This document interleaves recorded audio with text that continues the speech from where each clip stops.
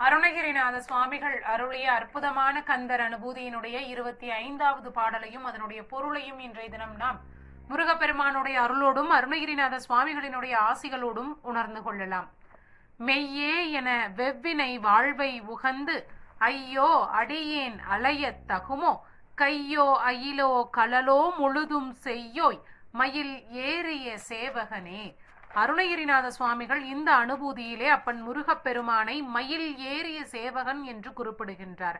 அதாவது கூப்பிட்ட குரலுக்கு ஓடோடி வந்து நிற்கக்கூடியவன் நம்முடைய முருகப்பெருமான். அப்படிப்பட்ட முருகப்பெருமான் மயில் ஏறிய சேவகன் தானே. அதே போல தன்னுடைய கைகள், தன்னுடைய திருவடிகள், தன்னுடைய வேல் என அனைத்தும் செம்மை பொருந்தியதாக சிவந்த நிறமாக காட்சியளிக்கின்றது. ஏன் என்றால் தன்னுடைய கைகளால் வாரி வாரி தன்னுடைய பக்தர்களுக்கு அருளை வழங்கி வழங்கி அந்த கரங்கள் என்பது சிவந்து நிற்கின்றன. அதே போல தன்னுடைய திருவடிகள் என்பது பக்தர்கள் தங்களுடைய அன்பினால் முருகப்பெருமானுடைய திருவடிகளை வருடி வருடி அந்த திருவடிகள் என்பது சிவந்து நிற்கின்றன.